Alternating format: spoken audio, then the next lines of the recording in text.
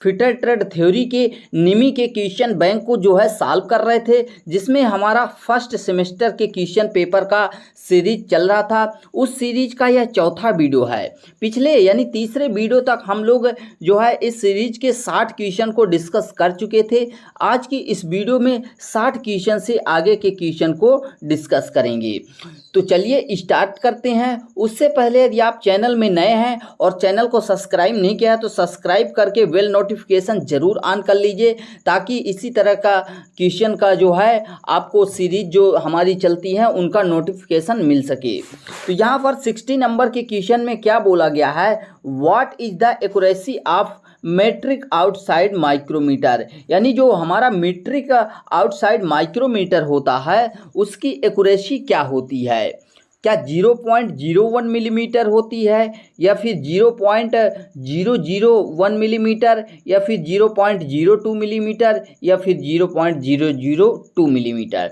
तो देखिए, जो हमारा सिंपल मीट्रिक आउटसाइड माइक्रोमीटर होता है उसकी एक्यूरेसी क्या होती है, 0.01 मिलीमीटर, 0.01 मिलीमीटर। लेकिन यहीं पर अगर बोल दिया जाए कि वर्नियर, क्या वर्नियर आउटसाइड माइक्रोमीटर का जो है एक्यूरेसी, तो वो कितना हो जाएगा, 0.001 मिलीमीटर।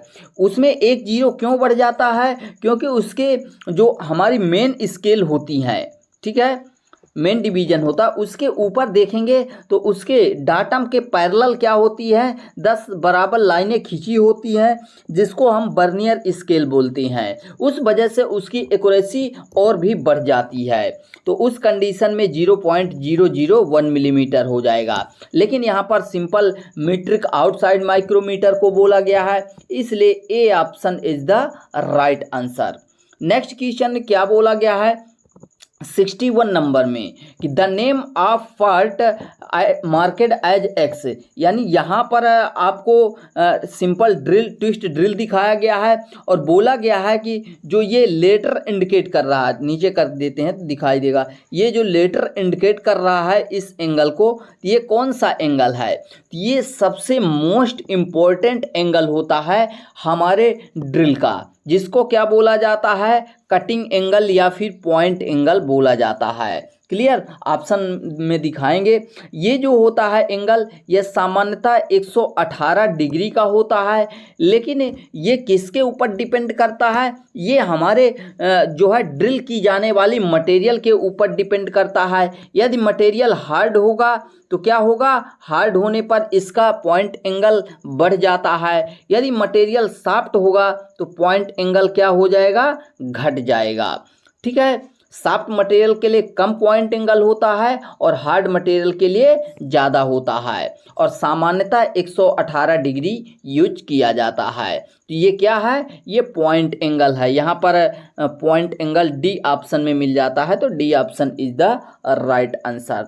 नेक्स्ट देखते हैं 62 नंबर में क्या बोला गया है कि which type of taper is provided in the drill shank, यानी ड्रिल सैंक में किस प्रकार के टेपर दिया जाता है।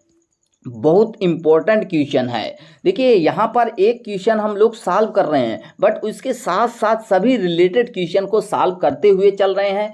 तो ये सीरीज आपको बहुत मदद देने वाली है, चाहे आप कंपटीशन एग्जाम की तैयारी कर रहे हैं या फिर किसी ITI एग्जाम की तैयारी कर रहे हैं। भले आप फिटर से हैं, टर्नर से हैं, मशीन से, तीनों के लिए ये कॉमन है। तो यहाँ पर ड्रिल सैंक का टेपर पूछा गया है। तो ड्रिल सैंक में जो टेपर काटा जाता है वो सामान्यतः मोर्स टेपर कटा होता है। कौन सा टेपर होता है, मोर्स टेपर होता है। अब मोर्स टेपर जो होते हैं, एक क्वेश्चन आता है कि ड्रिल में जो टेपर प्रोवाइड होता है तो वह मोर्स टेपर का कौन सा होता है। तो यहाँ पर आपको क्लियर, मोर्स टेपर जो होता है वह 8 नोज में अवेलेबल होता है। क्या, MT0 से लेकर MT1, MT2, MT3 ऐसे करके MT7 तक जो है। तो यहाँ पर क्लियर हुआ कि जो हमारा मोस्ट टेपर होता है वह 8 नोज में अवेलेबल होता है और MT1 से MT7 तक अवेलेबल होता है। लेकिन जो हमारा ड्रिल का सैंक होता है, ड्रिल के सैंक में कौन कौन सा मोस्ट टेपर होता है, तो ये आपको क्वेश्चन में पूछ लिया जाता है, तो ये आपको क्लियर होना चाहिए। यह MT1 से लेकर MT5 तक जो है ड्रिल के सैंक में अवेलेबल कराया जाता है। क्लियर।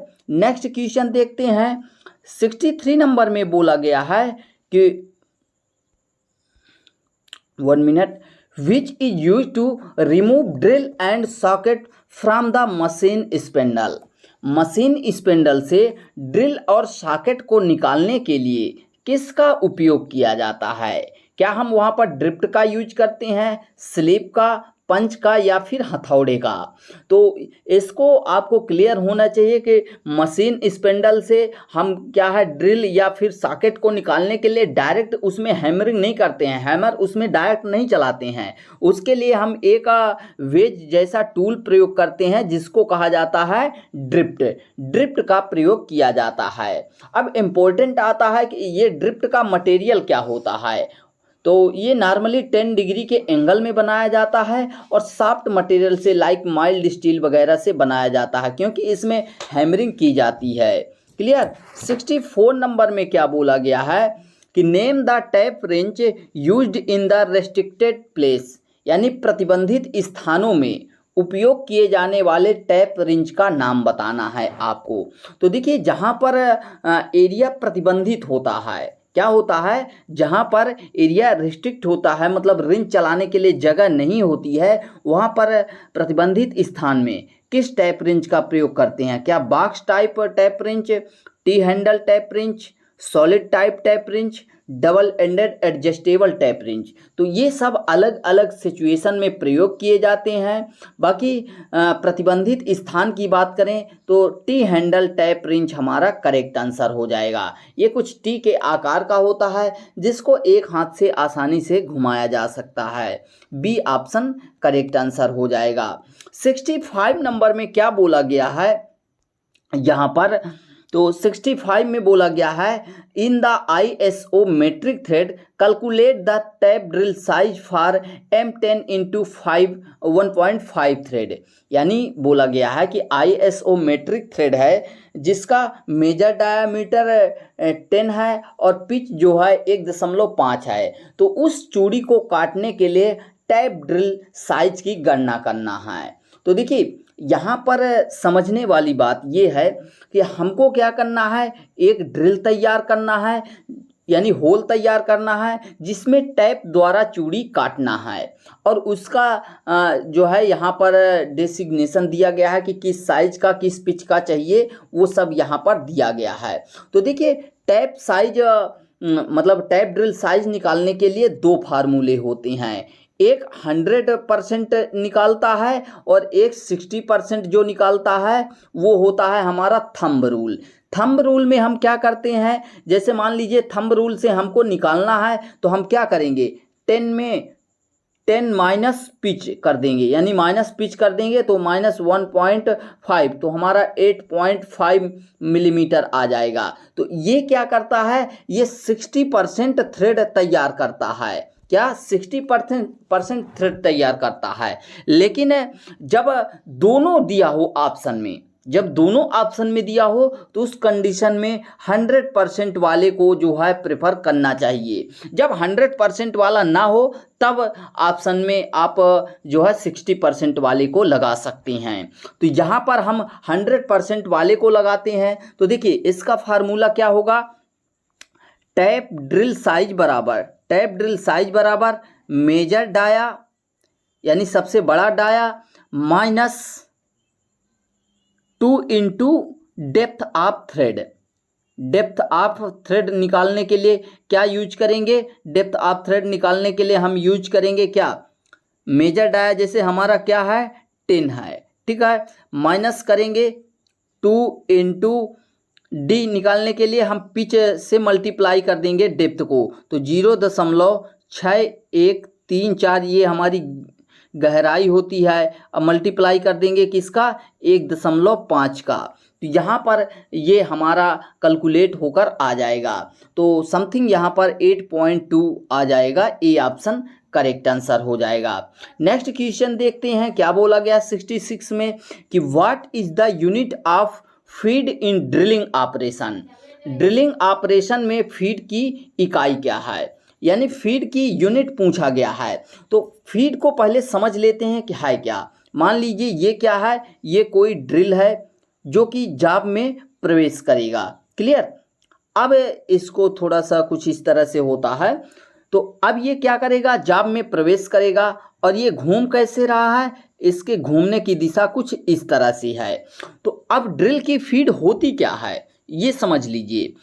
ये हमारा ड्रिल एक चक्कर में, एक राउंड में, एक चक्कर में जाब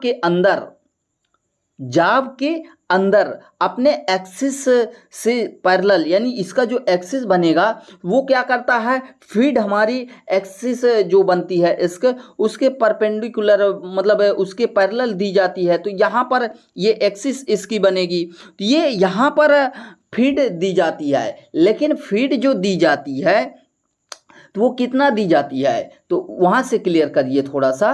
तो एक राउंड में ये हमारा जो ड्रिल है यह एक राउंड में कितना मिलीमीटर जाब के अंदर प्रवेश करता है वो हमारे ड्रिल की फीड कहलाती है। ठीक है। तो मिलीमीटर पर रेगुलेशन हो जाएगा। तो यहाँ पर बी ऑप्शन करेक्ट होगा कि मिलीमीटर पर रेगुलेशन, यानी एक चक्कर में, प्रत्येक चक्कर में कितना मिलीमीटर जाब के अंदर प्रवेश कर रहा है वो हमारे ड्रिल की फीड कहलाती है। 67 नंबर में बोला गया है कि name the part of market as X. तो एक्स लेटर द्वारा यहाँ पर हमारा वर्नियर कैलीपर दिखाया गया है, जिसको हम यूनिवर्सल वर्नियर कैलीपर भी बोल सकते हैं। क्यों बोल सकते हैं, क्योंकि देखिए यहाँ पर जो दिया है 1 मिनट, ये यूनिवर्सल वर्नियर कैलीपर कहें या वर्नियर कैलीपर, दोनों यूनिवर्सल इसलिए हो जाएगा क्योंकि ये जो माप है वो इंटरनल भी ले सकता है, एक्सटर्नल भी ले सकता है और गहराई भी ले सकता है, यानी तीनों माप ये दे सकता है, इसलिए इसे यूनिवर्सल वर्नियर कैलीपर कहा जाएगा। ठीक है। तो यहाँ पर एक्स लेटर द्वारा इंडिकेट किया गया है, ये क्या है, ये हमारी डेप्थ बार है। सी ऑप्शन करेक्ट आंसर हो जाएगा। बाकी यदि बात करें, एक क्वेश्चन पूछा जाता कि जो डेप्थ बार होती है यह किसके साथ अटैच होती है, किसके साथ मूव करती है, वहाँ पर आपको ऑप्शन मिल जाता है, बीम दिया जाता है, फिक्स जबड़ा, मूवेबल जबड़ा, यानी मूवेबल जा, फिक्स जा, ऐसे करके ऑप्शन मिलते हैं। तो जो हमारी डेप्थ बार होती है, ठीक है, गहराई क्षण, ये क्या होती है, ये हमारे वर्नियर स्लाइड, यानी ये वर्नियर स्लाइड करता है, तो वर्नियर स्लाइड के साथ जुड़ी होती है, जिसके कारण जो है चाहे आप जितना मूव करेंगे तो यहाँ पर गहराई में माप लेंगे उतना ही देगा, बाहरी माप लेंगे उतना ही देगा, और इंटरनल माप लेंगे तो वहाँ पर भी उतना ही माप देगा, तीनों में समान रहेगा। क्लियर। तो डेप्थ बार करेक्ट आंसर हो जाएगा। नेक्स्ट क्वेश्चन देख लेते हैं 68 नंबर में क्या बोला गया है कि what is the accuracy of protractor head in combination set. जो आपका कॉम्बिनेशन सेट होता है, तो देखिए कॉम्बिनेशन सेट में प्रोटेक्टर हेड की परिशुद्धता पूछी गई है, एक्यूरेसी पूछी गई है। तो देखिए जो कॉम्बिनेशन सेट होता है उसमें 3 सेट होते हैं, मेनली 4 पार्ट होते हैं। एक हमारा यहाँ पर दे दिया गया कि कॉम्बिनेशन सेट में प्रोटेक्टर हेड, सेंटर हेड, और एक क्या होता है स्क्वायर हेड, और एक होता है रूल। प्रोटेक्टर हेड कोण की माप करता है जो कि 1 डिग्री की एक्यूरेसी में देता है। सेंटर हेड जो होता है ये गोल जाप का केंद्र फाइंड आउट करता है, और जो स्क्वायर हेड होता है ये 90 डिग्री और 45 डिग्री में जो है लाइनें ड्रा करने के लिए प्रयोग किया जाता है, और रूल इन सभी के साथ प्रयोग किया जाता है, और ये इसमें मार्किंग की हुई रहती है। ये कॉम्बिनेशन सेट के कार्य होते हैं। तो यहाँ पर पूछा गया था कि प्रोटेक्टर हेड, तो प्रोटेक्टर हेड जो होता है कोण की माप देता है, और कितने में देता है, 1 डिग्री की एक्यूरेसी में। नेक्स्ट क्वेश्चन 69 नंबर में बोला गया है कि what is the accuracy of A try square, यानी एक ट्राई स्क्वायर की परिशुद्धता क्या है, एक्यूरेसी क्या है। काफ़ी रिपीटेड क्वेश्चन है, कई बार एग्जाम में आया हुआ है। तो ये क्या होता है, यह 0.002 मिलीमीटर पर 10 मिलीमीटर की लंबाई में इसकी एक्यूरेसी होती है। सी ऑप्शन यहाँ पर 69 का करेक्ट आंसर हो जाएगा। नेक्स्ट 70 नंबर के क्वेश्चन में क्या बोला गया है कि which punch is used for witness mark, निशान दिखाने के लिए किस पंच का प्रयोग किया जाता है। तो देखिए विटनेस मार्क की बात की जाए तो किसका प्रयोग किया जाता है, तो विटनेस मार्क के लिए हम डॉट पंच का यूज करते हैं। ए ऑप्शन करेक्ट हो जाएगा। पिन पंच का उपयोग हम सॉफ्ट मटेरियल में होल करने के लिए प्रयोग करते हैं, लाइक चमड़े में या फिर अन्य सॉफ्ट। बेल पंच का उपयोग हम कहाँ पर करते हैं, किसी गोल जॉब का सेंटर फाइंड आउट करना होता है तो वहाँ पर बेल पंच का प्रयोग कर लेते हैं और इसमें हथौड़े मारने की ज़रूरत नहीं होती है। सेंटर पंच की बात करें तो सेंटर पंच का उपयोग जो होता है यह क्या करता है, ड्रिल किए जाने वाले स्थान को लोकेट करता है और इसका जो एंगल होता है वो क्लियर करते हैं। तो देखिए जो हमारे मेन पंच होते हैं वह 2 टाइप्स के होते हैं, जहाँ पर कंपटीशन एग्जाम में पूछा जाता है। जहाँ से एक होता है हमारा क्या, प्रिक पंच, क्या PRIC प्रिक पंच, और दूसरा क्या होता है, दूसरा हमारा होता है centre punch. Centre punch, centre punch का जो एंगल होता है वह 90 डिग्री का होता है और यूज कहाँ पर किया जाता है, यूज किया जाता है ड्रिल के मतलब ड्रिल किए जाने वाले पॉइंट को लोकेट करने के लिए। लेकिन प्रिक पंच भी जो होता है 2 टाइप का होता है।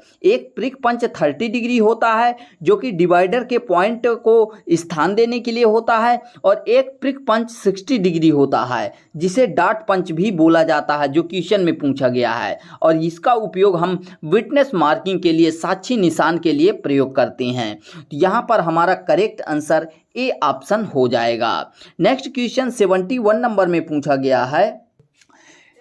Next, what is the name of the calliper having one leg with an adjustable divider point and other leg is bent. उस कैलीपर का आपको नाम बताना है जिसकी एक टांग एडजस्टेबल डिवाइड पॉइंट होती है, डिवाइड पॉइंट, और दूसरी टांग जो होती है मुड़ी होती है। वो होती है किसमें, जैनी कैलीपर में, जिसको हम आड लेग कैलीपर बोलते हैं या फिर हर्माफ्रोडाइट कैलीपर भी बोलते हैं। नेक्स्ट क्या बोला गया कि what is the name of part marked as X. यहाँ पर आपको देखिए ये सरफेस गेज दिखाया गया है। ये क्या है, सरफेस गेज है। सरफेस गेज जो होते हैं 2 टाइप्स के होते हैं, एक यूनिवर्सल सरफेस गेज होता है और एक फिक्स टाइप सरफेस गेज होता है। तो ये फिक्स टाइप सरफेस गेज है। तो इसमें जो एक्सलेटर द्वारा इंडिकेट किया गया है ये किसको इंडिकेट कर रहा है, ये स्नग को इंडिकेट कर रहा है। क्लियर। तो यहाँ पर स्नग बी ऑप्शन में मिल जाता है। तो 72 का जो करेक्ट आंसर हो जाएगा वह बी ऑप्शन हो जाएगा। Snug is the right answer. Next question देख लेते हैं, क्या बोला गया है, what is the name of the part marked as X in combination set. Combination set में पार्ट का नाम पूछा गया है, तो देख लेते हैं ये कौन सा पार्ट है। तो देखिए ये क्या है, हमने अभी क्लियर किया था कि कॉम्बिनेशन सेट में मेन 3 पार्ट होते हैं, सेंटर हेड, प्रोटेक्टर हेड और एक होता है स्क्वायर हेड। तो यहाँ पर क्या दिया गया है एक्सलेटर द्वारा, ये जो है तो क्या दिखाया गया है, bevel head, centre head, square head या फिर प्रोटेक्टर हेड। तो ये क्या करता है, एंगल को मापता है, चेक करता है। तो इसलिए ये जो दिखाया गया है ये क्या हो जाएगा, ये हमारा प्रोटेक्टर हेड हो जाएगा। डी ऑप्शन यहाँ पर करेक्ट आंसर हो जाएगा। 73 का डी ऑप्शन करेक्ट होगा। नेक्स्ट 74 में पूछा गया है, नेक्स्ट क्या बोला गया है यहाँ पर कि which type of datum is followed, यानी किस प्रकार के डाटम का पालन किया गया है इसमें। तो यहाँ पर देखिए एक ये डाटम, एक ये डाटम। इस डाटम को मान के ये जो है डिस्टेंस मापी गई है, यहाँ से देख सकते हैं इस एज को मानकर इसकी डिस्टेंस मापी गई है और इस एज को मानकर ये मापी गई हैं। क्लियर। तो यहाँ पर एक मिनट, तो यहाँ पर देखिए समझ लीजिए थोड़ा सा। यहाँ पर ये मान लीजिए एक रेफरेंस सतह है और इस रेफरेंस सतह से यहाँ की डिस्टेंस क्या है, ये माप दिखा रहा है। यहाँ इस रेफरेंस सतह से यहाँ की डिस्टेंस क्या है, ये दिखा रहा है। तो एक रेफरेंस इधर लिया गया और एक रेफरेंस इधर लिया गया इनके लिए, तो उसके हिसाब से ये क्या हो गया, दो एज हो गए, तो एज डाटम आ जाएगा। तो यहाँ पर देखिए जो हमारी डाटम होती है वह कई प्रकार की होती है। पॉइंट डाटम भी हो सकती है, सेंटर लाइन भी हो सकती है। तो इस तरह से डाटम के प्रकार होते हैं। तो इसको यदि आप लोग कहेंगे तो निमी के क्वेश्चन बुक से जो है, निमी का जो बुक है उससे हम जो है डिटेल तरीके से आप लोगों को पढ़ा पाएंगे। नेक्स्ट क्वेश्चन 75 में बोला गया what is the name of parallel block. इस समानांतर ब्लॉक का नाम बताना है आपको। तो देख लेते हैं, ये हमारा एडजस्टेबल पैरेलल ब्लॉक है। तो यहाँ पर डी ऑप्शन में मिल जाता है एडजस्टेबल पैरेलल ब्लॉक, तो यही ऑप्शन करेक्ट आंसर होगा।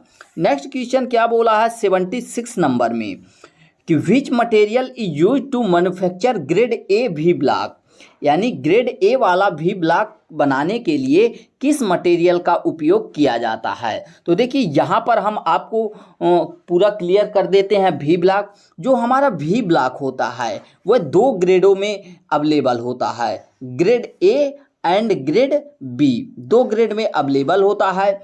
यदि लंबाई की बात करें तो ग्रेड ए वाला जो होता है ये 100 मिलीमीटर लंबाई तक अवेलेबल होता है, और उससे ज़्यादा की बात करें तो बी ग्रेड वाला 300 मिलीमीटर लंबाई तक अब मार्केट में अवेलेबल है। ठीक है, यदि बात करें एक्यूरेसी की तो ए ग्रेड वाला ज़्यादा एक्यूरेट होता है अपेक्षाकृत बी से, या कहें कि बी वाला कम एक्यूरेट होता है अपेक्षाकृत ए से, यानी ए वाला ज़्यादा होता है और बी वाला कम होता है। क्लियर। अब बात करें मटेरियल की तो ए ग्रेड वाला जो होता है यह क्या होता है, हाई क्वालिटी स्टील से बनाया जाता है, जबकि बी ग्रेड वाला जो होता है वह close grain grey cast iron से बनाया जाता है। क्लियर हो गया। तो यहाँ पर पूछा गया है ए भी ब्लॉक के लिए, तो ए वाला हाई क्वालिटी स्टील से बनाया जाता है, जबकि बी वाला क्लोज ग्रेन कास्ट आयरन से बनाया जाता है, जो कि डी ऑप्शन में है। यदि इसके स्पेसिफिकेशन की बात करें तो यहाँ पर कुछ 1902 करके रहेगा, फिर उसके बाद आपको मतलब ऐसे लिखा रहेगा 50/5-40 स्पेस है ये 40, फिर उसके बाद आपको ए या बी मान लीजिए बी लिखा हुआ है, और उसके बाद IS नंबर वगैरह रहेगा। तो इसका मतलब क्या होता है ये समझ लीजिए, ये कुछ नहीं है। ठीक है, यहाँ पर मतलब ये है, ये क्या है, ये क्या है, ये क्या है, ये 4 वर्ड। तो इसमें क्या होता है, इसमें जो 50 होता है वो उसका नॉमिनल भी ब्लॉक का नॉमिनल साइज होता है, और जो 540 है तो ये क्या है, ये बता रहा है कि इस रेंज तक के जाब को उस भी ब्लॉक में होल्ड किया जाएगा, जिसका ये स्पेसिफिकेशन है। तो 5 से 40 मिलीमीटर वाला भी मतलब जाब इस भी ब्लॉक में होल्ड किया जाएगा, और ये किस प्रकार का है, ये बी टाइप का है। जैसे हमने अभी क्लियर किया था कि ए और बी ग्रेड में मिलते हैं, तो ये बी ग्रेड वाला है। तो इस तरह से इसका स्पेसिफिकेशन किया जाता है, तो ये साइज वेरिएट करती रहती है। क्लियर। तो यहाँ पर सी ऑप्शन करेक्ट हो जाएगा। नेक्स्ट 7 नंबर में क्या बोला गया है कि which chisel is used for removing materials on the corner of the keyways. कुंजी मार्ग के कोनों पर पदार्थ को हटाने के लिए किस छेनी का प्रयोग किया जाता है। अब यहाँ पर बहुत सारे स्टूडेंट कंफ्यूज हो जाएंगे, क्योंकि यहाँ पर कीवेज बोल दिया है, तो कीवेज देख के ये डायरेक्टली क्रॉस कट चीजल की ओर चले जाएंगे, लेकिन ये रॉन्ग आंसर होगा। क्यों रॉन्ग आंसर होगा, यहाँ पर पूछा गया है कि which chisel is used for removing materials on the corner of the keyways. Keyways काटने की बात नहीं की जा रही है, यहाँ पर जो है कीवेज के कॉर्नर से मटेरियल निकालने की बात की जा रही है, चौकोर करने के लिए। यहाँ पर हिंदी में देख लीजिए, कुंजी मार्ग के कोनों पर पदार्थों को हटाने के लिए किस छेनी का प्रयोग किया जाता है, तो वहाँ पर जो है कोने की बात की गई है, कॉर्नर की, तो यहाँ पर B option diamond point chisel हमारा करेक्ट आंसर होगा। नेक्स्ट 78 नंबर में क्या बोला गया है कि which file is having row of teeth cut in one direction, यानी किस फाइल में एक दिशा में दांत कटे होते हैं। तो एक दिशा की बात की जाए तो सिंगल कट फाइल के में जो है एक दिशा में दांत कटे होते हैं। क्लियर।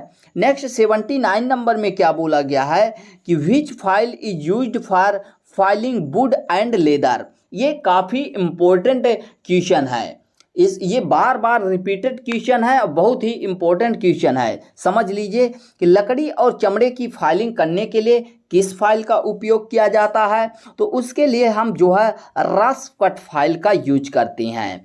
रफ कट फाइल में क्या होते हैं, ट्रेंगुलर शेप में एक रो में जो है दांते उठाए जाते हैं, उभारे जाते हैं, और इसका प्रयोग हम लकड़ी और चमड़े जैसे जो है सॉफ्ट मटेरियल में यूज करते हैं। अब बात करें इसके शेप की, देखिए दांतों का जो शेप होता है वह एंगल में होता है, बट इसका इस रेती का जो आकार होता है वह किस में होता है, केवल हाफ राउंड में अवेलेबल होता है।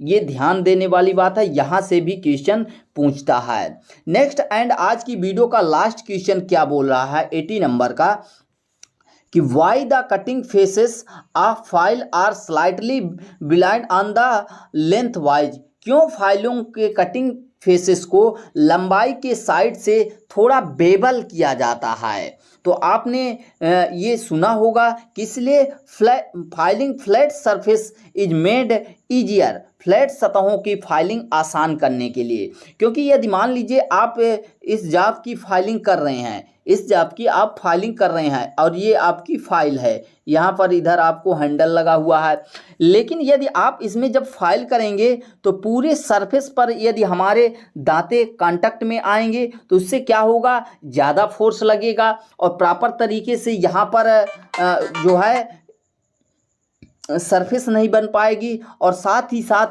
क्या है कि इधर गोलाई बीच में उभार आ जाएगा जाम में और इधर जो है गोलाई बन जाएगी। तो उससे बचने के लिए उसमें क्या कर दिया जाता है, उभार दे दिया जाता है।